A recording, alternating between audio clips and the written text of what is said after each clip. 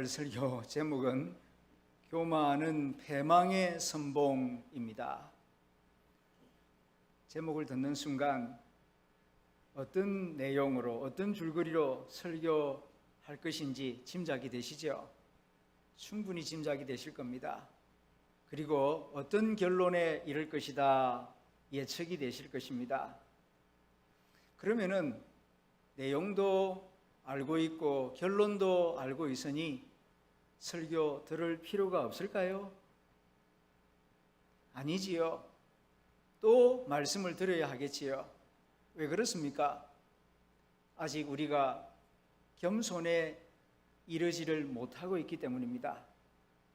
또 한 가지는 설교 말씀은 모르는 지식을 가르쳐주는 그런 시간이 아니고 영의 양식을 받아 먹는 시간이기 때문입니다. 우리 육신이 힘을 얻고 건강을 유지하고 자라기 위해서 식사를 합니다. 새로운 식사를 할 때도 있지만 늘 먹던 음식, 알고 있는 음식을 또 먹는 경우가 대부분입니다. 하나님의 말씀도 그렇습니다.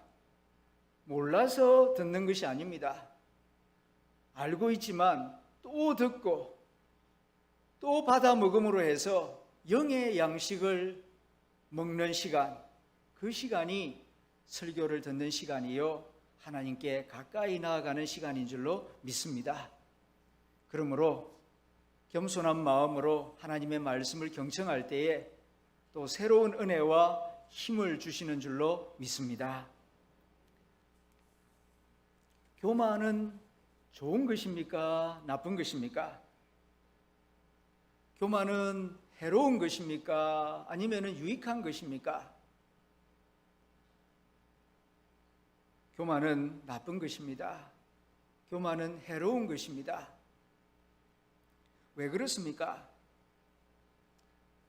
교만의 해악에 대하여서는 굳이 자세히 말씀하지 않아도 여러분 자신이 잘 알고 있습니다.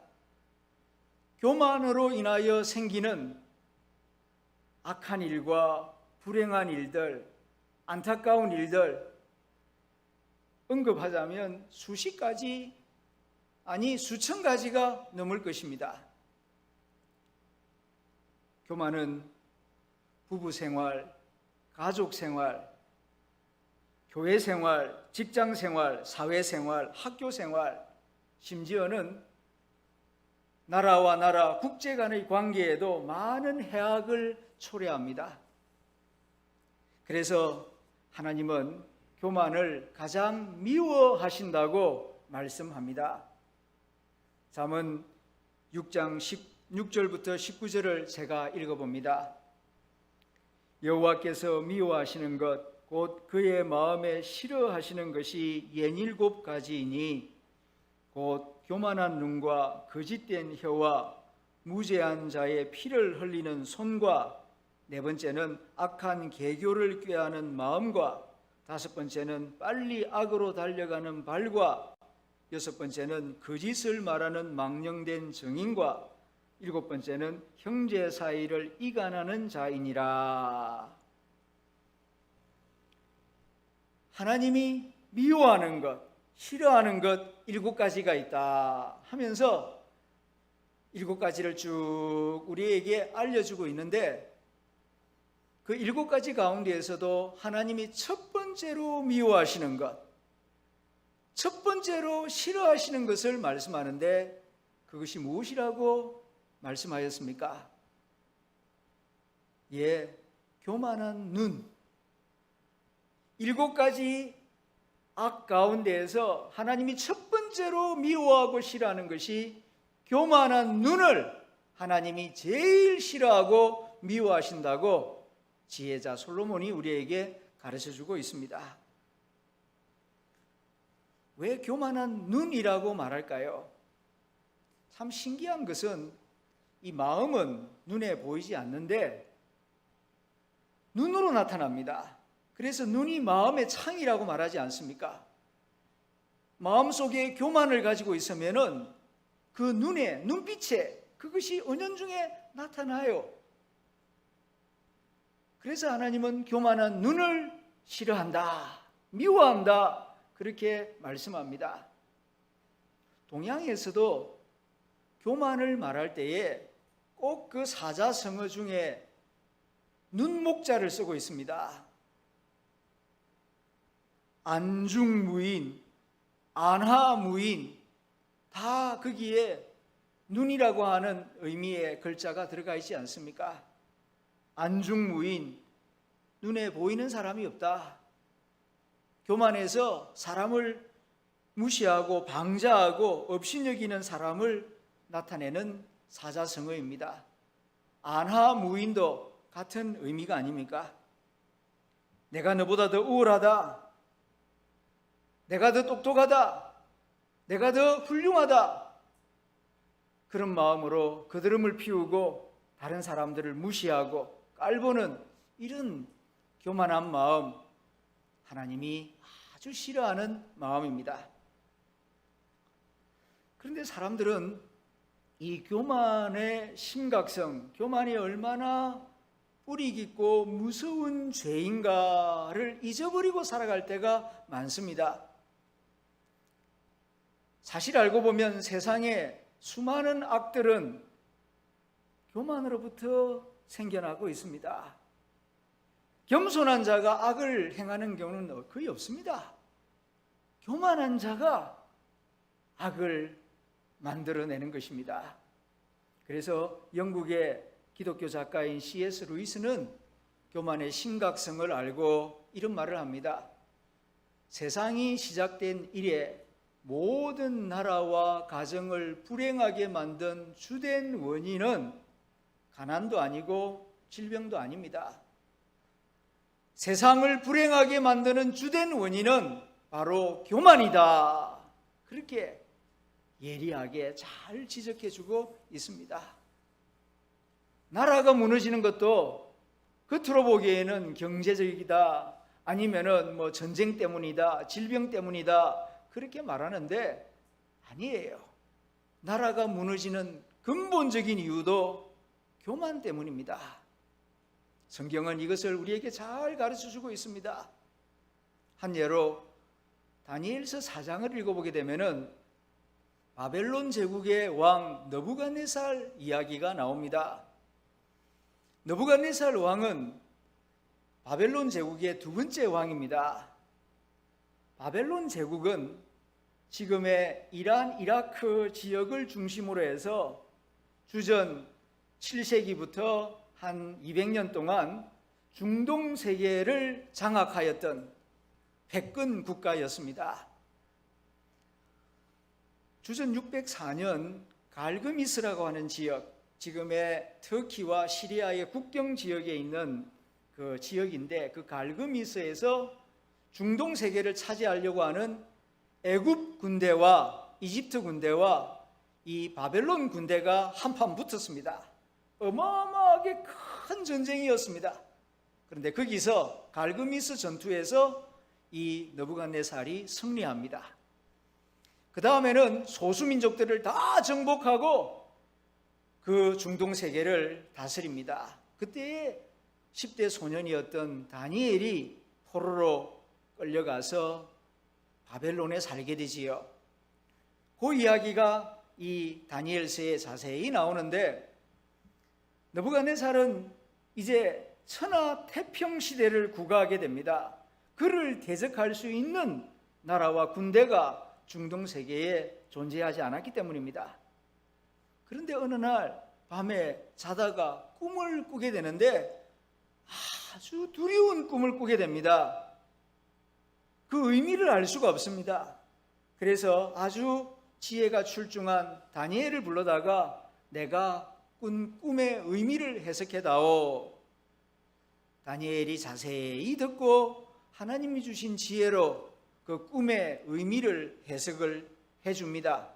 친절하게 자세히 해석을 다 해준 다음 끝에 가서 다니엘이 이런 말을 합니다. 그런즉 왕이여, 내가 아뢰는 것을 받으시고 내가 말씀드린 꿈 해석을 겸손하게 받으시고 공의를 행함으로 죄를 사하고 공의를 행함으로 죄를 사하고 가난한 자를 긍휼히 여김으로 죄악을 사하소서. 그리하시면 왕의 평안함이 혹시 장구하리이다. 그렇게 다니엘이 조언을 합니다. 한마디로 말하면 왕이시여 겸손하십시오. 하나님이 겸손하라고 꿈에 이런 모습을 보여주신 것입니다 하고 일러주는 것입니다.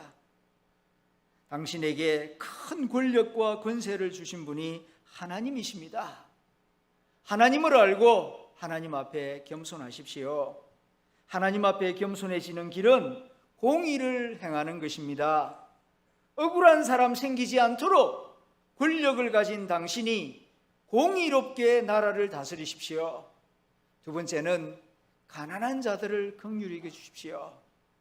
일하고 싶어도 일할 수 없는 사람, 아픈 사람, 외로운 사람, 못 배운 사람, 힘이 없는 사람들이 많이 있습니다.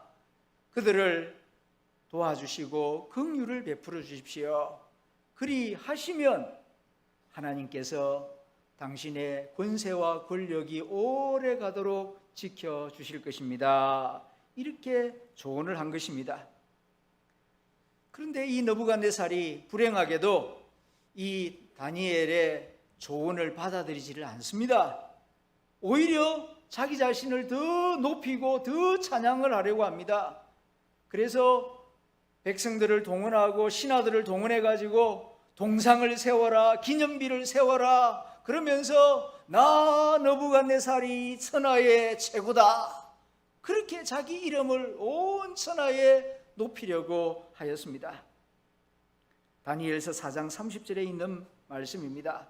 느부갓네살이 하는 말입니다.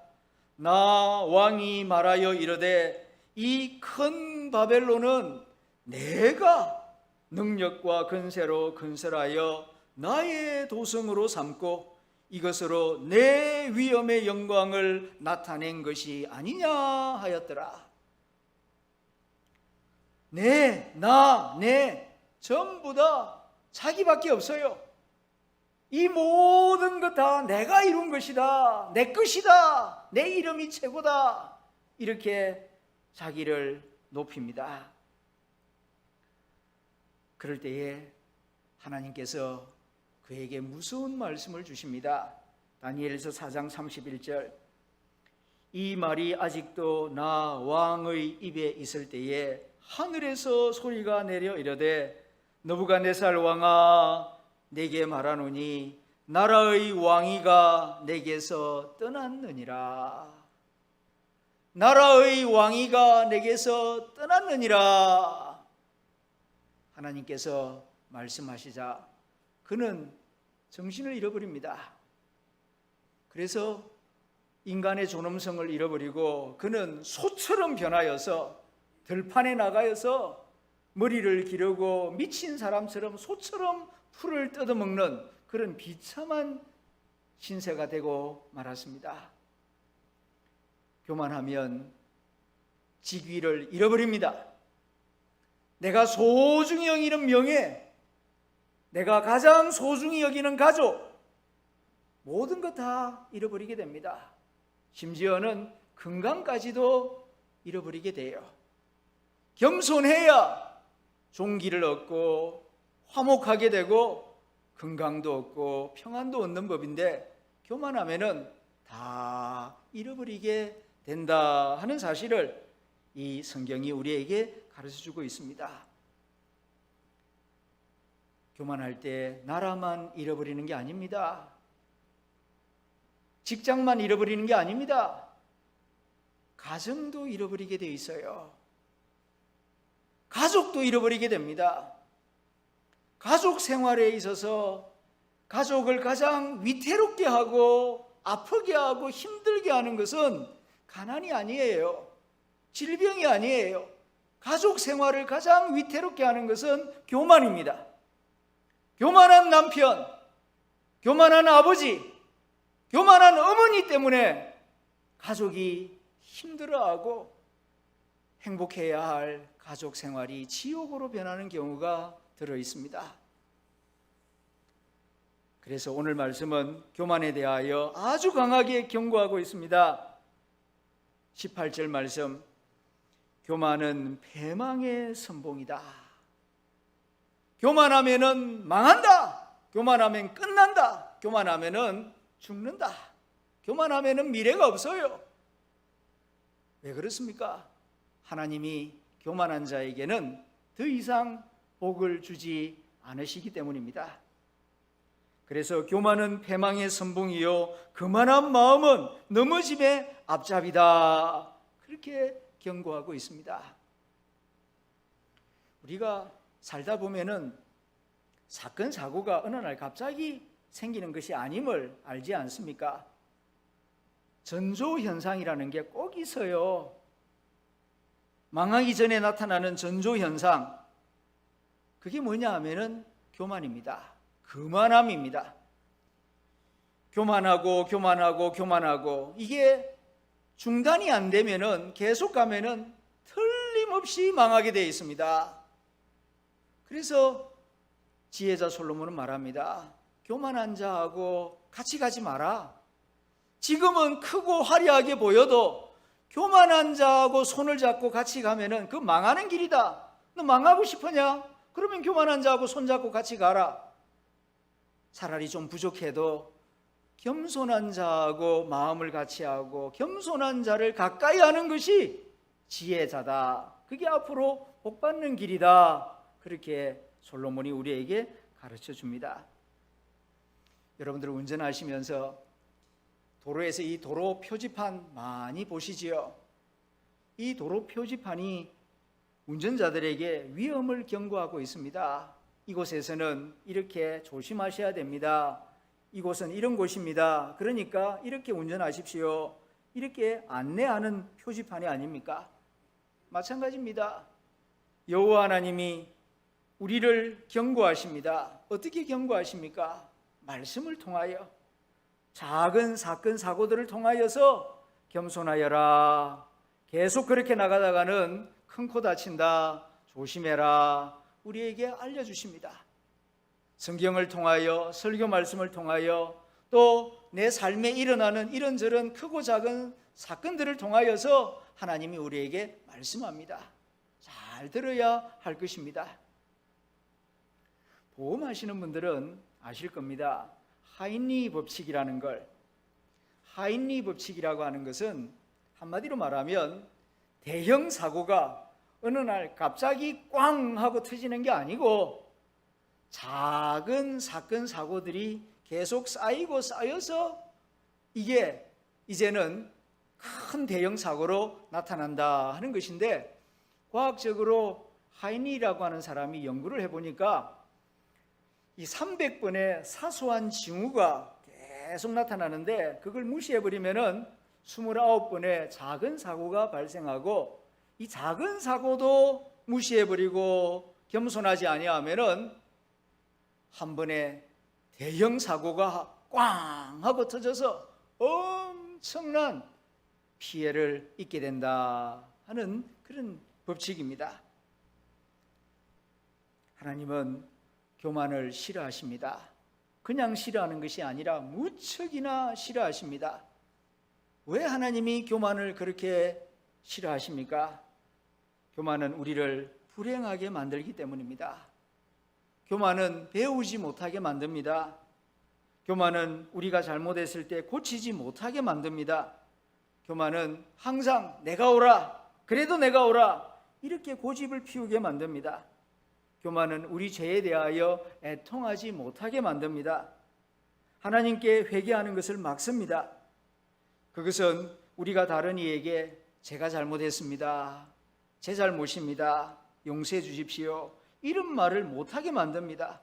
그래서 교만은 하나님께로 돌아오지 못하게 만듭니다. 그래서 하나님은 교만을 무척이나 싫어하는 것입니다. 베드로전서 5장 5절을 보게 되면 하나님은 교만한 자를 대적하신다, 아주 무섭게 말씀하고 있습니다. 하나님이 대적하면은 누가 살아남을 수 있겠습니까? 천지 만물을 창조하시고 전지전능하신 하나님이 대적하여 가만히 안 두겠다. 그러면은 무시무시하지요. 살아남을 사람은 아무도 없을 것입니다. 교만은 하나님을 노엽게 하는 무서운 죄입니다. 하지만 겸손한 자에게는 하나님이 복을 많이 주시겠다고 여러 곳에서 또한 말씀하고 있습니다. 시편 25편 9절에 있는 말씀입니다. 온유한 자를 정의로 지도하시며, 달리 말하면 겸손한 자를 정의로 지도하시며, 온유한 자, 겸손한 자에게는 그의 도, 하나님의 지혜와 도를 가르치실 것이다 말씀하고 있고요. 또 시편 149편 4절에는 여호와께서는 자기 백성을 기뻐하시며 겸손한 자를 구원으로 아름답게 하심이로다. 똑똑한 자, 잘생긴 자가 아니고요, 겸손한 자를 하나님은 구원으로 인도하신다. 그 다음 잠언 11장 2절, 교만이 오면 욕도 오거니와 겸손한 자에게는 지혜가 있느니라. 겸손한 자에게 지혜를 주십니다. 그래서 오늘 본문 잠언 16장 19절에서 겸손한 자와 함께하라, 겸손한 자와 함께하여 마음을 낮추는 것이 교만한 자와 함께하여 탈취물을 나누는 것보다 나으니라 솔로몬이 가르쳐 줍니다. 무엇이 지혜입니까? 여러분은 무엇이 지혜라고 생각하십니까? What is wisdom? 세상에서는 기억력이 좋고 어려운 수학 문제를 풀고 영어를 잘하고 이런 사람을 지혜가 있다 그렇게 말하지만 잠언에서는 그렇게 말 안 합니다. 지혜의 왕 솔로몬, 모든 공부도 다 해보고 천하를 다스려본 솔로몬이 깨달은 참된 지혜란 겸손이다. 겸손이 지혜다. 이것을 우리에게 말씀하고 있어요. 어려운 수학 문제를 푸는 게 지혜가 아니라 겸손이 지혜다. 천하 만국을 다 아는 높은 지식을 가졌다 할지라도 교만에 빠진 사람은 지혜로운 사람이 아니에요. 그건 바보예요, 바보. 다른 거 다 알고 겸손의 가치를 모르는 사람, 교만의 위험을 모르는 사람, 이 사람 똑똑한 사람 아닙니다. 바보 멍텅구리입니다. 이것이 잠언의 가르침입니다. 얼마나 귀한 가르침인지 모릅니다. 그렇다면 교만이 무엇인가? 여러분은 교만이 무엇이라고 생각하십니까? 사전을 찾아보면은 잘난 체하여 자기를 높여서 거드름을 피우고 남을 무시하는 것, 이것을 교만이라고 국어사전에는 적어놓고 있습니다. 그러나 이거는요, 겉으로 드러난 현상이지 교만의 본질을 알고 쓴 정의는 아닌 것 같습니다. 그러면은 교만한 마음의 본질이 뭐냐? 자, 오늘 설교의 핵심이 이 부분입니다. 교만의 본질이 뭐냐? 교만은 죄인데 교만은 영적인 죄입니다. 교만은 경제적인 죄도 아니고 신체가 어떻게 되어서 나타나는 그런 생물적인 죄도 아닙니다. 교만은 본질적으로 영적인 죄예요.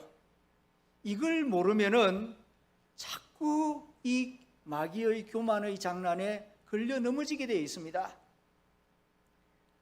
세상 사람들은 살인, 간음, 도둑질, 거짓말, 폭력, 독한 말, 이런 것이 죄인 줄은 잘 알고 있습니다. 그런데 교만이 얼마나 심각한 죄인 줄은 잘 모르고 있습니다. 그래서 세상 법정에서는 살인, 간음, 도둑질, 폭력 이런 것에 대해서는 소송을 하고 재판도 하고 판결을 내립니다. 하지만 네가 교만하여서므로 10년형에 처한다, 이런 판결문은 없습니다. 왜 그렇습니까? 교만은 영적인 죄이기 때문입니다. 성경을 보면은 사탄은 본래 천사였다고 합니다. 그런데 어쩌다가 천사가 사탄이 되었는가? 악마가 되었는가? 다른 것 때문이 아니에요. 교만 때문에. 교만 때문에 천사가 사탄이 되었다. 그것이 성경의 가르침입니다. 이 천사의 이름은 이사야 14장 말씀에 따르면 루시퍼라고 합니다. 우리는 아직 이 영의 세계를 잘 알지 못합니다. 그러나 성경을 보게 되면 천사가 아주 많은데 군단을 이루고 있다고 합니다. 그래서 천사장이 있는데 그 대장되는 천사 이름 몇 명이 나오죠. 미가엘 천사, 가브리엘 천사, 또 다른 이 천사 군단을 이끄는 대장 이름이 루시퍼였답니다. 아주 높은 천사였는데 이 루시퍼가 스스로 자기를 높여서 내가 모든 별들 위에 더 높이 앉으리라, 내가 하나님과 겨루어 이기리라, 이런 경쟁심, 교만한 마음을 가지는 바람에 그가 타락하게 되고 떨어져서 사단이 되고 악마가 되었다고 이사야 14장, 에스겔서 28장, 유다서 6절에서 말씀해 주고 있습니다. 그러니까 천사가 어떻게 하다가 악마가 되었느냐? 교만 때문이다. 교만을 조심해라. 교만이 이렇게 무서운 것이다. 교만은 암보다도 더 무서운 것이다. 교만이 생기면 천사도 악마로 변한다. 그러니 하물며 인간이야. 교만의 포로가 되는 순간 악마가 되는 것은 그냥 순식간이죠. 그러니까 교만을 경계하라. 이것이 성경의 중요한 가르침입니다.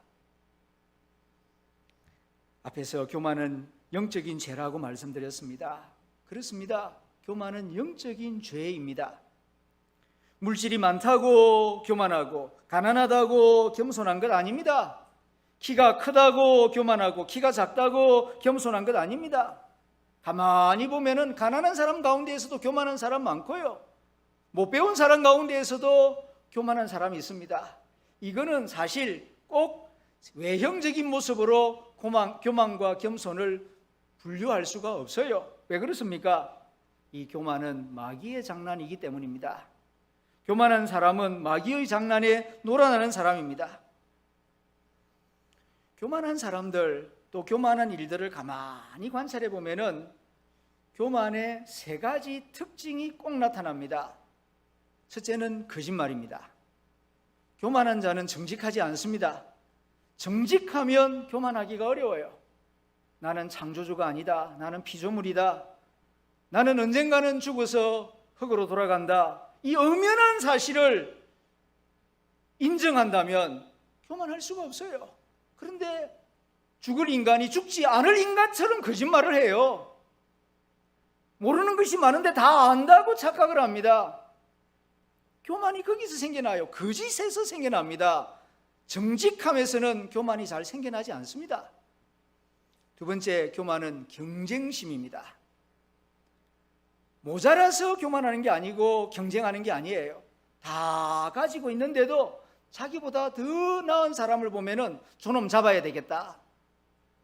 교만한 사람이 제일 싫어하는 사람이 누구냐 하면은 놀랍게도 자기보다 교만한 사람입니다. 교만한 사람은 교만한 사람 꼴을 못 봐줍니다. 이게 교만한 사람의 특징이에요. 왜냐하면은 교만한 사람은 매우 경쟁적입니다. 꼭 비교를 합니다. 우리 교회가 잘 되면은 이로써 만족하고 감사한데 다른 교회가 더 잘 되면은 저 교회를 따라잡아야 되겠다. 이러면은 이게 시험에 빠지는 겁니다. 이건 마귀의 포로가 되는 거예요. 내게 주신 일용할 양식으로 기뻐하고 감사하고 행복하면 돼요. 그런데 나보다 잘 사는 사람 보고 저놈 때문에 이렇게 생각이 돌아간다면 이건 마귀의 포로가 되는 거예요.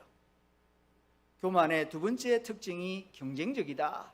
세 번째는 교만은 적대적입니다. 하나님을 적대해요. 사람을 적대적으로 대합니다. 서로 협력하고 섬기려고 하지 않고 싸워서 이겨야 되겠다. 내가 저거 눌러야 되겠다. 밟아야 되겠다.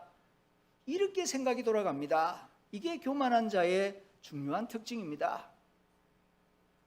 에덴 동산에서 이 교만한 천사, 마귀, 사탄이 아담에게 다가와서 속삭이지 않습니까? 뭐라고 속삭였습니까? 저거 따먹어라. 저거 따먹어라. 따먹어도 안 죽는다. 저거 따먹으면 네 눈이 밝아져서 하나님처럼 될 것이다. 그 말로 유혹하지 않았습니까? 그 마귀의 말을 가만히 분석해 보십시오. 첫째는 거짓말이에요. 하나님은 따먹지 마라. 따먹는 날에는 정령 죽으리라. 반드시 죽으리라 그랬는데 이 사단은 거짓말합니다. 먹어도 안 죽는다.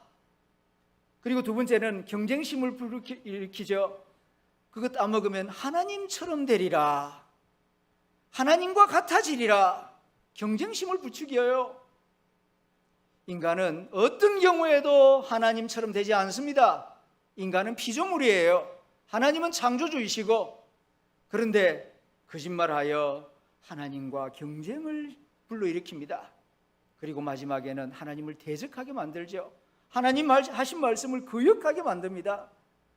그 사단의 말 속에 이 교만의 본질이 잘 나타나 있습니다. 왜 그렇습니까? 사단은 교만의 영이기 때문에 그의 입에서 나오는 말은 항상 이런 교만의 말이고, 그 교만의 말 속에는 거짓말과 경쟁심과 적대심을 심어두는 것입니다. 그러므로 이 교만에 빠진다는 것은 마귀의 장난에 놀아나는 것입니다. 그렇다면 구원이란 무엇입니까? 구원을 여러 가지로 말할 수 있겠지만은 기독교가 말하는 구원이란 본질적으로 겸손입니다. 구원이란 겸손이에요. 사랑이 하나님이다 이렇게 말하면은 좀 문제가 있습니다. 그러나 하나님은 사랑이시다 이렇게 말하면 이건 옳은 말입니다. 마찬가지로 구원이 겸손이다, 아니 겸손이 구원이다 이렇게 말하면 문제가 되지만 구원은 겸손이다 이 말은 옳은 말입니다. 왜냐하면 구원받은 그리스도인은 겸손할 수밖에 없기 때문입니다. 왜 그렇습니까? 우리의 작은 믿음을 보고 우리를 구원해 주신 분은 겸손하신 하나님이시기 때문입니다. 우리의 영적인 아버지가 겸손하신 하나님이시기 때문에 그 자녀들 또한 아버지의 겸손을 따라가는 것이 당연하고 자연스러운 모습이기 때문입니다. 그래서 하나님의 아들 예수님이 말씀하시지 않았습니까? 나는 마음이 온유하고 겸손하다. 그러므로 구원을 받아 하나님의 자녀가 되면 예수님처럼 겸손한 사람이 됩니다. 그것이 구원받은 자의 자연스러운 변화입니다. 하지만 현실적으로 어떻습니까? 우리가 예수님을 믿음으로 구원을 받았는데 교만할 때가 많습니다. 왜 그렇습니까? 구원을 아직 덜 받아서 그렇습니까? 아니면은 가짜로 받아서 그렇습니까? 우리 안에 옛 사람이, 옛 본성이 아직도 남아있기 때문입니다. 그래서 사도 바울이 빌립보서 2장에서 너희 구원을 이루라고 말씀합니다. 너희 구원을 이루라. 이게 무슨 말씀입니까? 예수님 믿고 구원받은 줄 알았는데 구원을 이루라니요. 이게 무슨 뜻인가? 빌립보서 2장 12절을 온전하게 읽어봅니다. 그러므로 나의 사랑하는 자들아, 너희가 나 있을 때뿐 아니라 더욱 지금 나 없을 때에도 항상 복종하여 두렵고 떨림으로 너희 구원을 이루라. 항상 복종하여 두렵고 떨림으로 너희 구원을 이루라. 사도 바울이 말씀합니다. 이 구절을 오늘 설교와 관련하여 해석을 한다면 예수님과 같은 온전한 겸손을 이루어라, 그런 의미입니다. 주님도 말씀하셨습니다. 수고하고 무거운 짐진 자들아 다 내게로 오라. 내가 너희를 쉬게 하리라.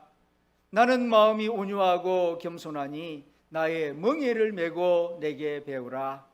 그리하면 너희 마음이 힘을 얻으리니 이는 내 멍에는 쉽고 내 짐은 가벼움이라 하시니라. 나를 믿으라고만 말씀하신 것이 아니라 우리 주님께서 우리에게 하신 중요한 말씀이 내게 배우라는 말씀을 하셨습니다. 이것을 우리가 잊어버릴 때가 많아요. 믿기만 하면 다 된다 그렇게 생각을 하는데 아닙니다. 믿음은 구원의 첫 단추를 끼운 것에 불과합니다. 그 다음 배우는 과정이 남아있어요. 믿고 배워야 한다는 것입니다. 왜 배워야 합니까? 어떻게 배워야 합니까? 구체적으로 주님 말씀하셨습니다. 내 멍에를 메고 내게 배우라 말씀하셨습니다. 예수님의 멍에는 어떤 멍에입니까? 겸손의 멍에, 온유의 멍에입니다. 그런데 주님은 왜 온유와 겸손의 멍에를 메라고 말씀하시는 것일까요? 그 이유는 모든 불행의 뿌리가 겸손하지 못해서, 온유하지 못해서 생겨나고 있기 때문입니다.